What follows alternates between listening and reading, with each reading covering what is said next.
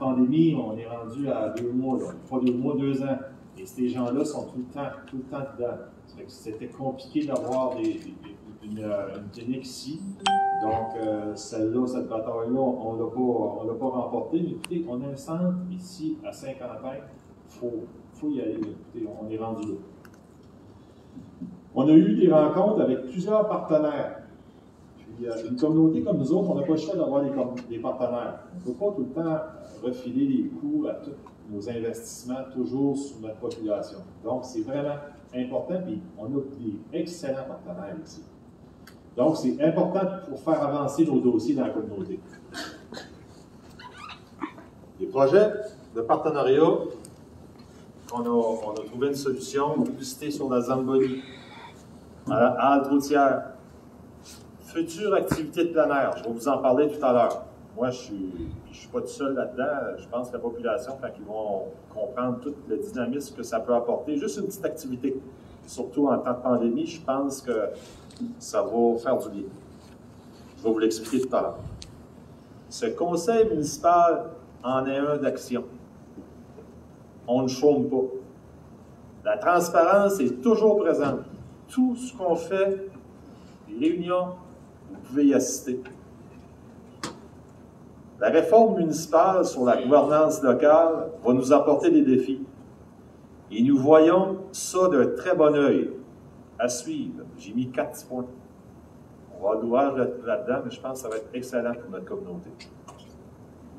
On a déjà eu une rencontre avec des citoyens du DSL de Whiteville. Excellent. C'était vraiment... Il y a d'autres choses qui s'en viennent. Je ne veux pas en dire trop long, parce que ça, c'est dans la branche de Guillaume, donc je vois juste superficiel. Quelque chose que j'ai remarqué, par exemple. On se doit de rencontrer nos différents intervenants et prendre des notes, planification. Exemple, on va y aller avec notre copain ici, Denis. Au niveau de l'aréna, on s'en va, l'aréna se termine, on fait une planification pour l'année qui s'en vient, dans le mois de mars tout le temps, et qu'est-ce qu'il faut, qu'est-ce qu'on a de besoin? On prend cette feuille-là, on la met dans le classeur. Notre budget est dans le mois d'octobre, septembre, octobre, qu'on commence à travailler là-dessus. C'est essentiel pour chaque responsabilité, chacun de nos conseillers. Il faut tout de suite vérifier avec nos intervenants dans nos départements, prendre en note c'est quoi que tu as besoin. Pour ne pas être à la dernière minute puis faire des décisions puis dépenser de l'argent pas à la bonne place. Il faut planifier. Puis ça, j'aimerais ça, je m'adresse aussi aux conseillers qu'on mette un plan d'attaque là-dessus. Au niveau de plan d'attaque, on va y aller avec notre ami Cédric. Plan d'urgence, je peux vous dire quelque chose. On a parti de loin. Et où est-ce qu'on Cédric et le comité, les brigades d'incendie, tout ce monde-là, je pense qu'on va être capable de répondre à une situation que différents endroits dans le Canada vivent actuellement. Nous autres, ce n'est pas au niveau des inondations, mais les feux de forêt, je crois qu'il faut être prêt. Puis on a rencontré un monsieur, un spécialiste, un monsieur Megui. Moi, je l'appelle monsieur Magou à chaque fois, fait que demain, je m'en rappelle tout le temps. Une bonne personne que c'est facile à s'entendre avec, puis il ne te fait pas dépenser de l'argent juste pour dire que tu en dépenses. C'est une personne qui est à sa place. On a fait une visite de nos infrastructures, les puits d'eau, les lacs en dessous, ce que le lac se vide. On était partout. On a été voir ça, c'était plaisant. Puis après ça, on sait à quel endroit, on a une bonne idée quand on parle qu'on a un problème ou que ça va bien, on a une bonne idée, c'est quoi qu'il faut faire.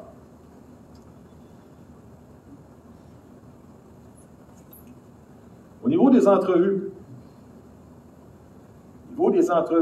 chaque fois qu'il y a un petit pépin qui se passe ou il y a un projet qui, je ne sais pas, qui va se faire quelque part, tout de suite, ça sonne dans mon téléphone, mais mois de novembre, mois de décembre, non, c'était pas ce niveau-là. Au niveau de la radio R17, j'ai fait une entrevue La commande était, écoutez, description des activités majeures. J'ai dit, ah, regarde, avec 30 novembre, avec ce qui va se passer au niveau de la réforme municipale, ça serait bien que je te glisse quelques mots. Donc, c'est ce que j'ai fait et encore là, on a parlé pourquoi on voulait rester une communauté rurale et travailler à ce dynamisme-là. Ben, écoutez, on a parlé qu'ici, à Kedgewick, on n'avait pas de ville démocratique, tout le monde votait. On fait partie de la commission des services régionaux du Restigouche. Écoutez, allier Restigouche, c'est ici que ça commence. On veut faire partie de ce coin-là. Le 15 décembre, ça c'était plaisant. C'était avec Radio-Canada, la radio de Radio-Canada. Et puis, on appelle ça à 9h40 le matin, la rose des vents. Et l'animatrice, elle me demande, elle dit, si jamais je vais à Kedgewick, je fais quoi? Je mange où? C'est quoi qui se passe ici? Fait que c'était ça, là. Et je m'avais pris plein de notes, tout nommer les restaurants, tout nommer qu'est-ce qu'on a à faire. Puis, quand tu prends la peine de tout écrire qu'est-ce qu'on a à faire ici à Kedgewick, là, ben, le plein air prend sa place terrible. C'est une de nos forces. Si vous ne l'avez pas écouté, je crois que tu peux aller encore la réécouter. Un exemple de projet, de nouveau projet, coopération avec les partenaires, puis bénévoles, puis participation de bénévoles, ben, je vais juste vous dresser une petite liste. On décolle là-dessus. Oui, ça fait 2 ans qu'on avait de la pêche sur la glace. Oui, je le sais. Mais c'était des restants de truites que le département des ressources naturelles avait, puis ils venaient les mettre ici. Là, un projet, si tu veux que le projet fonctionne, il faut le planifier. C'est ce qu'on a fait. J'ai appelé, OK, pour commencer, quelque chose que je veux établir. La municipalité ne doit pas être la place qui se décide tout ce qui se passe dans le village. Moi, je pars de là. Communauté rurale, on s'assoit, on définit, il y aurait un besoin, on le commence, un comité se forme et le comité gère l'activité. Donc, si on décolle de là, il faut de la truite. Donc, un de nos partenaires au niveau des départements des ressources naturelles, M. Denis Guittard, Batters, lui est venu, il dit, Eric, pas de problème, 4 fois dans l'année, je viens de placer de la truite dans les lacs. Dans le lac. Ouais, mais j'ai dit, on en a 2. On peut savoir de la truite dans les 2 lacs. Tu sais, des fois, il faut que tu pousses ta loc un peu. Mais notre premier lac, tout va bien. Notre deuxième lac, on a un petit défi, une coupe de réparation, donc on a dit, on va attendre. On va tout y aller avec le premier lac cette année. Donc, durant l'année, il a venu en placer, mais aujourd'hui, à midi, 1000 belles petites truites qui ont apparu dans nos lacs, qui demandent juste à se faire poigner sur la glace, mais la saison débute le 1er janvier. Il faut en avoir assez épais de glace. On va vérifier ça. Allez voir sur le Facebook de la municipalité, on va le mettre sur l'affiche aussi dans le milieu du village. On ne voudrait pas qu'il arriverait quelque chose de grave. On va être certain que la glace est assez épaisse. OK, on a le poisson. Bon, on se forme un comité. 10 personnes qui sont là. J'ai des jeunes de peut-être, jeunes, il y a à peu près, je ne sais pas, moi, 12 ans, 10 ans, jusqu'à plusieurs cheveux blancs sur la tête. Je ne dirais pas l'âge. Donc, OK, on a un comité, on a quelqu'un qui veut être président du comité. On a dit qu'on voulait rendre ça accessible, les lacs. Qu'est-ce qu'on a fait? On a été voir un partenaire. Peux-tu nous aider à avoir des matériaux pour faire une cabane? Bien, on a tout eu ça. Les bénévoles ont fait une liste, qu'est-ce qu'ils avaient besoin. J'ai rencontré le partenaire, il m'a dit, pas de problème. Donc, la cabane va être sur les lacs. Non, la cabane, cette année, on a juste ça. Parce qu'on veut voir comment ça fonctionne. Puis, ce que je vous demanderais, ça va être indiqué sur la porte de la cabane. On recherche pour les personnes âgées, les personnes à mobilité restreinte. Donc, c'est pour une catégorie de gens qu'on aimerait gâter. Écoutez, on est rendu dans le village parce qu'il y a des gens avant nous autres, on veut les respecter et on veut en prendre soin. C'est certain que s'il n'y a personne dans la cabane, on ne s'est pas attardé comment il va être les restrictions ou comment on va faire l'horaire pour aller pêcher dans la cabane. Mais ce qu'on veut, c'est que ça soit plaisant pour tout le monde. Donc, on a une cabane, on a les poissons. Oups, OK. On n'avait pas de canne à pêche. À l'aide de la bibliothèque publique, on a trouvé un petit système. Bibliothèque publique, tu vas chercher des livres. Mais là, en plus de ça, on va être capable d'aller chercher des cannes à pêche. Là. Ce qu'on a fait avec la bibliothèque publique, on a mis un montant d'argent, des partenariats là-dedans. Et qu'est-ce que tu veux venir à la pêche, tu n'as pas de canne à pêche, tu vas te chercher une canne à la bibliothèque, tu la loues, ça ne te coûte rien. Tu es juste membre de la bibliothèque. Et puis, tu viens pogner tes 5 tweets, tu vas rapporter ta canne à pêche, tout le monde est heureux. Vous voyez un petit peu? Coopération, participation, moi je pense que ça va bien. Pour se chauffer, il y a un de nos membres, il a décidé, hey, moi là, tu sais, il y a tout le temps quelqu'un plus habile que d'autres, puis ce jeune homme-là, dans la soudure, c'est un king, ça fait que ce qu'il a fait, il nous a fait un genre de chariot avec une teinte, puis sur des skis. On n'a pas de bois. Encore là, un de nos grands partenaires, donc le partenaire au niveau de la cabane, c'est le groupe Irving. Et puis, le partenaire au niveau du chauffage, bien, le groupe Savoie embarqué aussi. Et puis, on va avoir du petit bois là, le traîneau va être là avec le feu. Vous voyez un petit peu, puis ça, c'est pour tout le monde. C'est un loisir de plein air. Fait que ce qu'on vit présentement, tout le monde peut y aller, là. Regarde nos distances, puis il n'y aura pas de problème. Il faut travailler à cette optique-là. Un autre petit projet qui s'en vient, mais là, je ne peux pas vous en dire trop, c'est qu'on voudrait faire une piste de raquettes pour la communauté. Encore là, je ne veux pas dire le punch avant d'avoir été rencontrer des gens pour me faire payer des raquettes, mais mon idée, c'est simple. On va avoir un territoire, on va faire des trails de raquettes, et puis moi, j'ai une idée là-dedans. On va s'asseoir avec le conseil puis le regroupement. Tantôt, je vois qu'il y a des représentants ici. J'aimerais ça que ça serait plaisant que les immigrants puissent participer à cette activité-là avec quelqu'un en avant, avec une scie mécanique, on débroussaille, on fait une trail juste de raquettes, pas de skidoo là-dedans. On décolle, on s'en va, on fait le trail, bingo. Moi, de ce temps-là, je vais avoir été pour rencontrer des gens pour avoir des raquettes. Encore, à la bibliothèque, on entrepose ça là. Tu veux aller prendre une rail de raquettes, tu y vas, tu vas porter tes raquettes à ça. Donc, j'ai-tu été court? Oui, ça a bien été. Pour les vœux de fête, tantôt, j'aimerais ça à la fin que je puisse les dire. Ah, ben c'est moi qui la dirige la réunion. J'aime faire ça. Donc, on va poursuivre. On va y aller avec le rapport de la directrice générale, s'il vous plaît. Oui. Moi, je vais débuter avec la correspondance que j'ai reçue au cours des dernières semaines. J'avais communiqué avec NB Power suite à ce qu'ils appellent des coupes d'électricité, qui coupent l'électricité, mais il y avait ça des pannes planifiées. C'est qu'à un moment donné, on avait reçu un appel au bureau, puis ils nous disaient, bon, ben, de telle heure à telle heure, on va avoir une panne. Fait qu'ils appellent ça une panne planifiée parce qu'ils faisaient des travaux.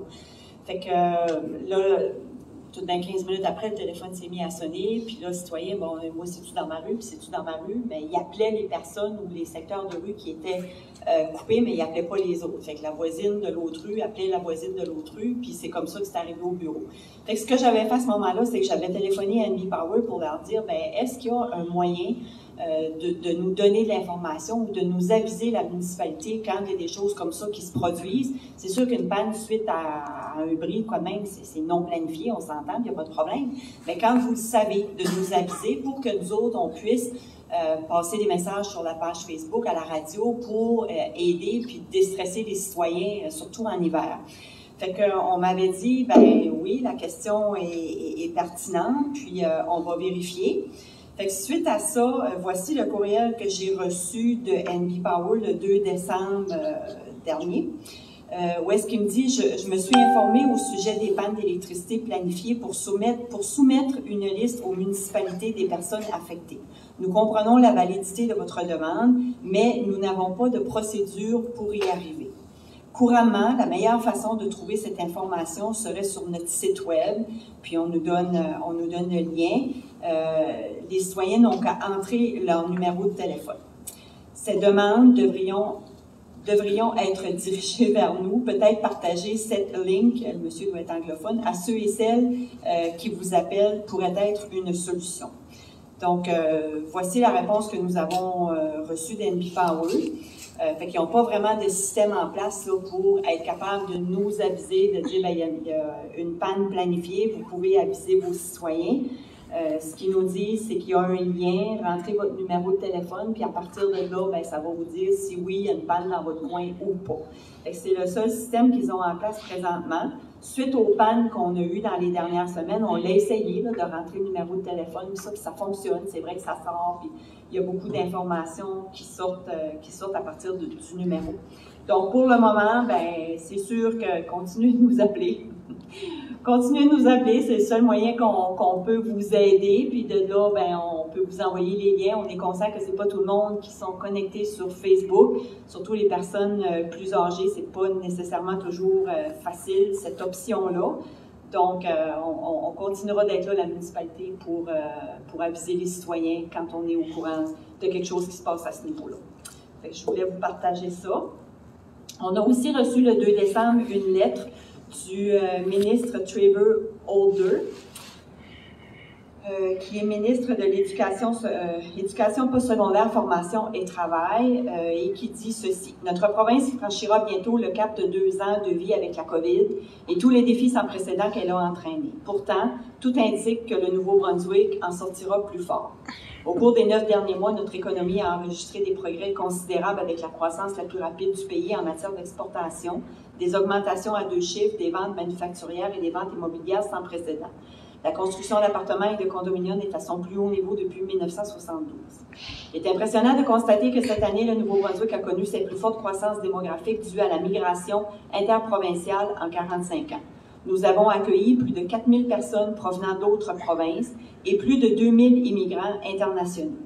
Il ne fait aucun doute qu'ensemble, nous avons réalisé l'une des plus fortes relances du pays et avons constamment dépassé les attentes. Mais il y a un secteur critique où nous avons pris du retard, le salaire minimum. Le Nouveau-Brunswick se classe au dernier rang au pays pour le salaire minimum à 11,75 $ et nous accusons un retard considérable par rapport à nos voisins les plus proches. De nombreuses familles ont du mal à suivre le coût de la vie. La situation s'aggrave avec les augmentations des prix du logement, la nourriture, le carburant et la garde d'enfants. En fin de compte, $1 a ses limites. Je suis au service de mes électeurs depuis quelques années et j'ai vu de mes propres yeux comment les néo-brunswickois qui travaillent fort peuvent faire des sacrifices lorsqu'ils n'ont pas les moyens de se procurer les produits de première nécessité. Je suis fière d'annoncer cette semaine qu'en 2022, le salaire minimum au Nouveau-Brunswick augmentera de 2 $ de l'heure. La première augmentation entrera en vigueur le 1er avril 2022 et la seconde le 1er octobre 2022. Il s'agit de la plus importante augmentation du salaire minimum au Nouveau-Brunswick depuis 1980 et du salaire minimum ajusté à l'inflation le plus élevé jamais enregistré. Nous serons sur un pied d'égalité avec toutes les provinces de la région et que nous serons mieux placés pour attirer et retenir les travailleurs. Il est important à l'avenir que les provinces de l'Atlantique travaillent ensemble à l'uniformisation du salaire minimum, car cela améliore la compétitivité de la région de l'Atlantique. Augmenter le salaire minimum est la bonne chose à faire pour aider tout le monde à se relever plus fort. Le ministre Trevor Holder. C'est ça que je voulais vous partager dans la correspondance. Pour mon rapport, ce qui est du service d'administration générale, depuis l'adoption du budget, on est en mode préparation pour la fin de l'année parce qu'on a la visite des comptables à la fin janvier. Donc, la période est quand même très courte là, pour se préparer à les recevoir et faire l'audition de nos livres. Congé des fêtes, nos bureaux vont être fermés à partir de jeudi de cette semaine, 23 décembre, jusqu'au lundi 3 janvier. Mais nos travaux publics vont demeurer sur appel et disponibles pour des travaux de déneigement ou bris là, qui pourraient survenir. On espère que non, mais nos équipes au niveau des travaux publics demeurent ce qu'on appelle sur appel. Pour ce qui est de l'ARENA, selon les dernières recommandations de la santé et de la sécurité publique, on ne peut malheureusement pas tenir d'activité à l'ARENA. On a encore des pratiques PIOI qui doivent avoir lieu cette semaine, mais c'est à peu près tout ce qu'on peut tenir. Puis entre la période entre Noël et Jour de l'An, probablement qu'on va être complètement fermé parce qu'on ne peut pas tenir d'activité. À ce moment-là, notre équipe de l'Arena, nos employés à l'Arena qui travaillent une semaine sur 2, vont être redirigés vers les travaux publics parce qu'on a quand même des périodes de vacances et des gens qui avaient pris congé là-dedans. Ça fait qu'on les redirige vers les travaux publics. Pour nos salles communautaires, c'est à peu près le même scénario que ce qu'on vit avec l'Arena. On doit malheureusement garder nos salles fermées. On ne peut pas le louer, c'est-à-dire, il y a des exercices puis des groupes comme ça là, qui sont planifiés, adultes, vaccinés, puis ça c'est encore possible, mais on ne peut malheureusement pas louer pour des rassemblements tels que des fêtes d'enfants ou des parties de Noël. Comme municipalité responsable, on se doit d'agir en conséquence puis de travailler dans ce sens-là. Pour ce qui est de l'arrêté pour le VTT, M. Cédric, vous allez être content d'entendre qu'on a finalement booké une date. J'ai vu ça cet après-midi. Donc, vendredi, le 14 janvier 2022 à 10h. Ça a été confirmé avec le sergent Dobson qui va être disponible, probablement via Zoom, mais la rencontre va avoir lieu le 14 janvier, vendredi 14 janvier. Donc, si vous êtes disponible, s'il y a d'autres membres du conseil qui se mettent disponibles à cette période-là, moi, je pourrais confirmer avec eux autres demain matin, puis aviser les autres personnes concernées que ça pourrait se faire à cette date-là. Oui. OK. Fait comme ça, je confirme qu'on va être le 14? Oui. Parfait. Carole, à cette rencontre-là, est-ce que s'il y avait de la population qui serait intéressée pour être là aussi, c'est ça qu'on... Pour la première? Plus des questions légales, procédures. Mais d'un autre, ça ne passera pas tant que... Non. Ah oui, c'est pas... On a un bout encore. Oui, parce que l'arrêté doit être passé en lecture, puis adopté, puis il y a une période justement tout ça. Il y a questionné, puis tout ça. OK, ouais. Merci. Yes. Travail sécuritaire Nouveau-Brunswick, je vous avais parlé de ça, le conseil, là, puis on s'en était parlé là, au niveau de santé et sécurité au travail, qu'on voulait regarder ça, se pencher là-dessus, parce qu'on voyait à certains endroits qu'on avait besoin d'un petit coup de pouce, nos employés qui manquaient de formation dans certains secteurs. Donc, j'ai travaillé là-dessus. J'ai eu 2 rencontres Zoom avec Madame Angèle Lebecq, de Travail sécuritaire Nouveau-Brunswick, qui, elle, est spécialisée en santé et sécurité au travail avec l'équipe de Travail sécuritaire Nouveau-Brunswick. J'ai passé avec elle à travers un processus d'évaluation en ce qui a trait à la santé et sécurité dans notre milieu de travail. Puis, suite à ce processus d'évaluation-là, on est revenu à une 2e réunion en me disant qu'elle nous recommandait fortement que certaines actions soient entreprises, puis qu'eux autres se mettaient prêts et disponibles à nous accompagner dans tout ce processus-là. Mais pour être en mesure d'enclencher cette initiative-là pour 2022, parce que là, on parlait de janvier 2022, d'être prêt pour commencer ça tôt en début d'année, j'ai besoin que le conseil me donne son accord sur ce qu'on appelle une entente mutuelle avec Travail sécuritaire Nouveau-Brunswick. Puis, je vais vous lire cette entente. Je vous en ai donné une copie, là, si vous voulez suivre. Elle se retrouve dans vos documents, mais je vais quand même vous la lire à haute voix.